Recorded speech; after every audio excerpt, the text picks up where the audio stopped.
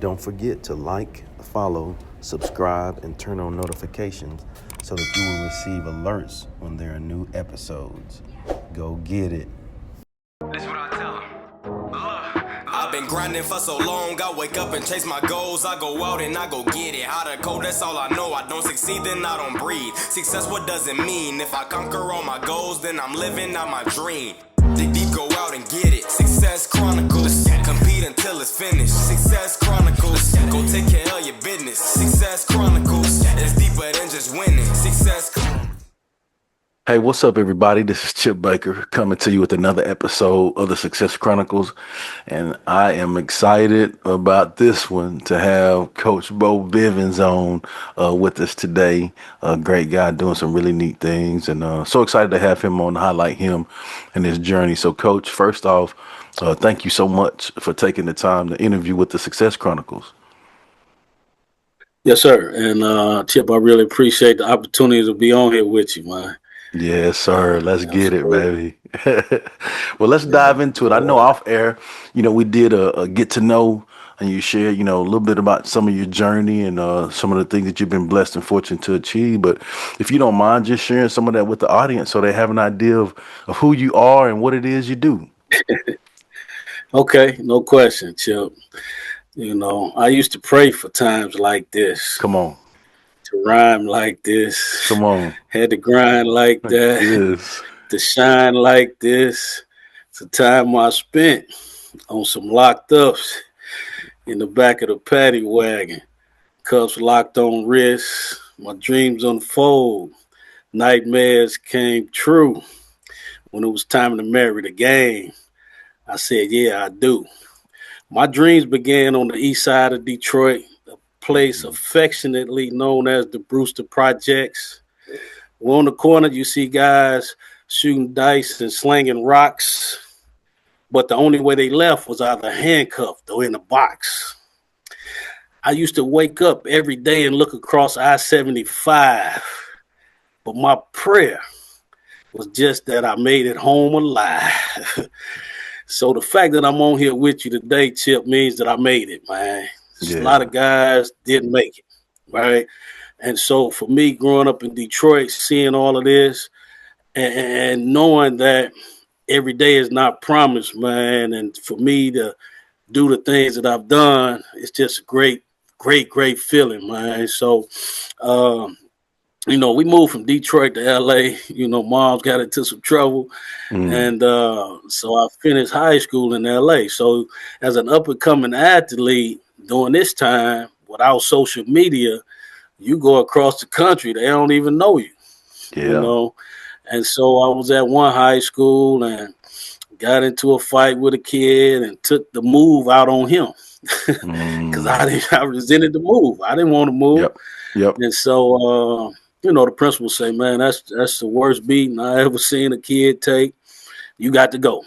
So I got kicked out of that school after 2 weeks in. I had to go to another high school. And from there, it was, a better situation just overall, but I'm still not getting recruited. Yeah. So we end up winning the championship in football, which I'm very grateful for. Because championships don't come by easy, right?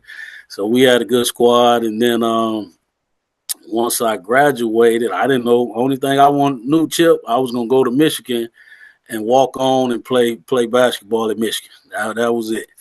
And so I got a younger brother, man. He ended up going to Grambling State on a baseball scholarship. So I was at a junior college, Santa Monica Junior College. And I had 3 jobs, man. 3 of them things, man. And then going to school and then trying to hoop, it was tough. It was tough. Yeah. And so he actually went to a basketball game. And after the game, he called me. He was like, man, these guys not better than you. You can come here and play. I was like, where? He said, yeah. So the next day, I go into the admissions office at Santa Monica. And I asked the guy who helped me before, I said, man, how do I get to Grambling? So he was like, well, he said, man, you want to go to Grambling? He said, I'm from Louisiana. He said, yeah, I'm going to help you. So he filled out everything, Chip. And then about 2 weeks later, I come home. My mom said, "You got a letter from grandma." I say, "For real?" So I open up the letter, and the letter said, "Dear Mr. Bivens, we accept." I stopped reading the letter and started packing. That's all So you need to hear. Mom was like, "What you doing?" I said, "I'm packing." She said, "Where you going?" I said, "I'm going to Grambling." "How you getting there?" "I don't know." Oh no. And I had no idea I was getting there, man. And so a couple of days later, she come home. She said, "I got you a ride." I said, "Okay."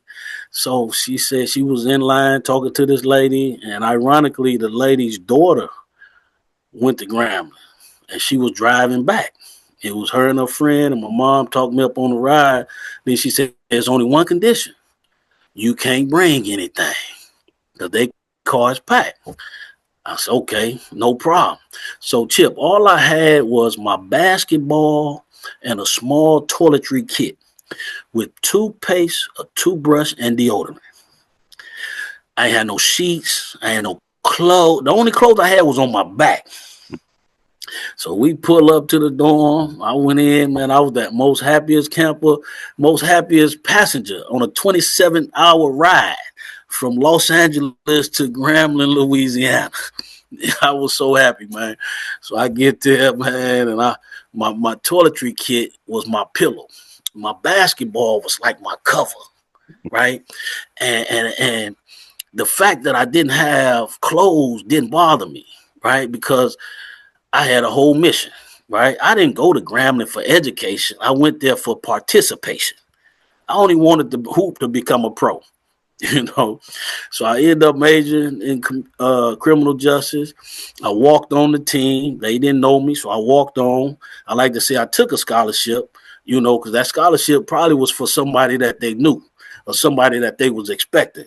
So I took a scholarship. And not only that, I became the captain, and one of the best to ever do it, and so got my bachelor's and master's in criminal justice. Not being a great student, I ended up being the highest graduate in the criminal justice department, That's awesome. That's and awesome. started teaching and coaching right there, So when I finished playing, they say, "Man, we want you to, become a graduate assistant for the basketball team. We're going to help pay for your tuition." I said, "Okay." And then in the criminal justice department, they say, "Hey, we want you to teach a class. You the best, you the best here, And so they kind of threw me in the fire early. And so I've been teaching and coaching ever since, man. That's so good. I love that journey.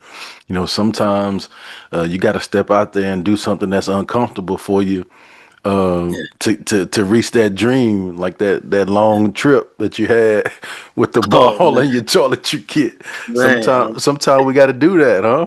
Yeah, for sure, man. And I like sharing that story because Yeah. today, a lot of the students feel like they got to have everything in order to be successful. I didn't have, I wore the same thing for 2 weeks. My mama was one of the mothers who say she gonna do something and then she don't do it till later. So I Yeah. didn't get anything for a couple of weeks, Mm, And the fact that I had to wear my same clothes, every day, it didn't bother me one bit, yeah. I because my love it. I purpose was love it. bigger than that. I Yeah. love it. Well, what are Yeah. three things you've accomplished in your life that you're proud of? Man, number one is fatherhood. You Hmm. know, I didn't have a father, right? They said he got killed when I was 2 years old, and I don't know a lot of kids that remember at two, what they was doing at two, Yeah. right? So he got shot in the head at a dice game, and that was it for him. He was only 20, 21 at the time, so going through life, not having a father and making all kind of mistakes and had these choices and didn't know how to attack them, encounter them, understand them. I made a lot of bad mistakes, Hmm. and so when I became a father, I say, well, I'm not going to, be that, not, be absent and not be the father that I should have, that I should have had. What you You know needed. what I Yep. mean? So I wanted them to have a father, man. So it's definitely fatherhood is number one, man. Just being that male figure, that's, here accessible for my children, and doing everything that I can within my power to make sure that they, understand the love, the embrace, from their father. The second thing will be basketball. Growing up, you want to be a pro, right? So, but you don't know the pathways that it does. So the ball has afforded me education.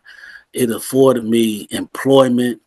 It has afforded me the opportunity to travel. The ball has done so much for me.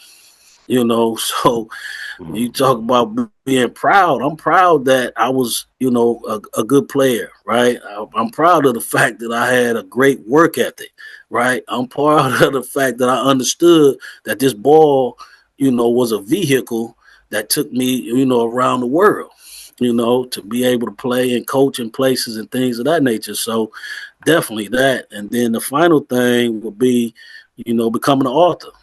You couldn't have told me, man, growing up that I was going to become an author or write anything other than a poem for a young lady, man. You know what I mean? That was it. That was it, man. But to actually,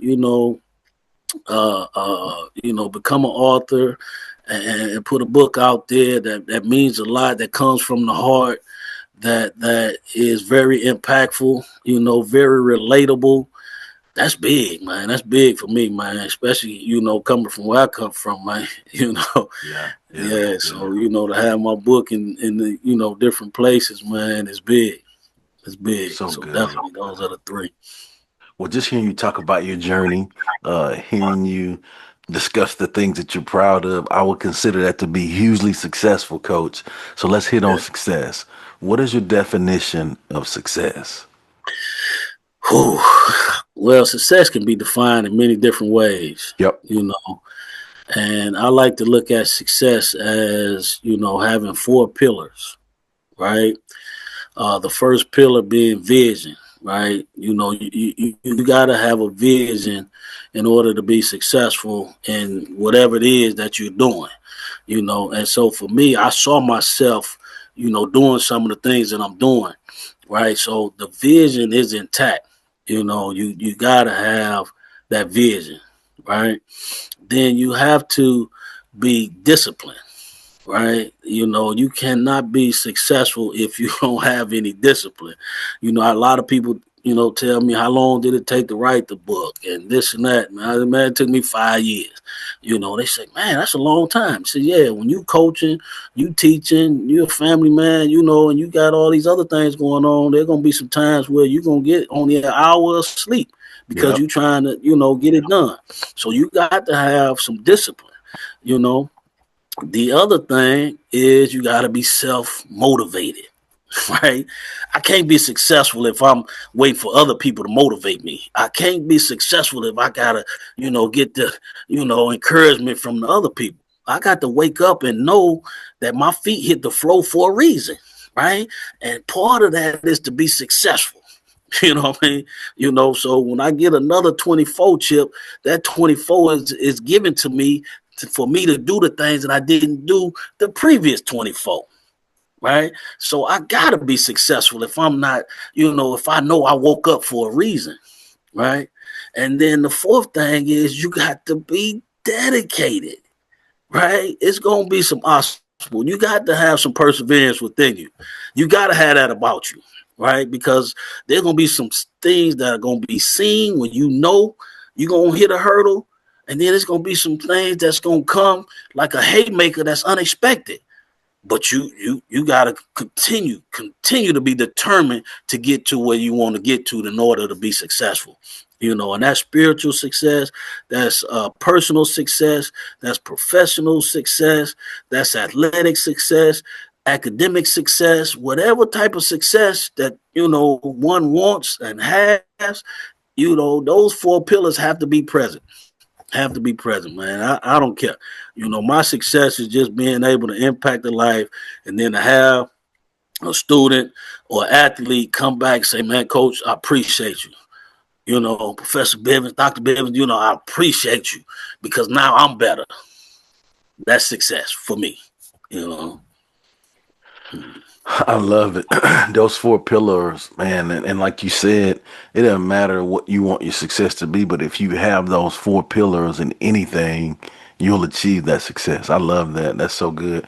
And then also, I think in those four pillars, I think the pillars are synonymous with recipes, or that which is synonymous with a formula, which is synonymous with less equals more, right? So if you can just do those four Right. things and hang your Right. hat on those, I mean, great things are destined to happen for you, and you are the evidence and definitely the research of that Yeah. too. Yeah. Well, as we close, Coach, I'd love for you to get an opportunity to share with the audience where they can go follow you, check you out, and show you some love with all the amazing things that you have going on, and go get that book. Yes, sir. Yes, sir. Well, first of all, the book is on all the platforms, man. Amazon, Barnes and Noble, wherever a book is sold, you can get Choices and Consequences. Right. uh, Also, my website, is my name, www.boazbivens.com. My IG is Boaz I. Bivens, right? TikTok, Facebook, LinkedIn is just my name, Boaz Bivens. And would love everybody to come out and support any way that they can, give some insight, have me come speak. I love to come speak, to any capacity, to any Yeah. group. It can be a group of two. I'm there. You know what I mean? Because I realize that, if I'm asked to come, then that means I'll get an opportunity to impact the life. I live by this quote where it says the only fingerprint that cannot be removed is the life that you touch. So, man, I'm trying to touch as many lives as I can, and so I don't take it lightly, when I'm asked to come speak. But definitely, I appreciate this opportunity, Chip. You don't understand, man, how big it is. I know we've been talking since it feel like June, man. You say, man, Yes, I'm booked sir. up, man. You know what I mean? But I'm gonna get you before 2026. You know what I mean? So I've been patiently waiting, man. Eagerly waiting. Yeah. Yeah, But I Coach. am so grateful, man. So grateful to Yeah. for this opportunity, man. For real. Oh, you're very welcome, Coach, and I appreciate your patience. I appreciate you hanging in there with me. And I'm grateful again, like I said when we started, to have you on to share your journey and to highlight you.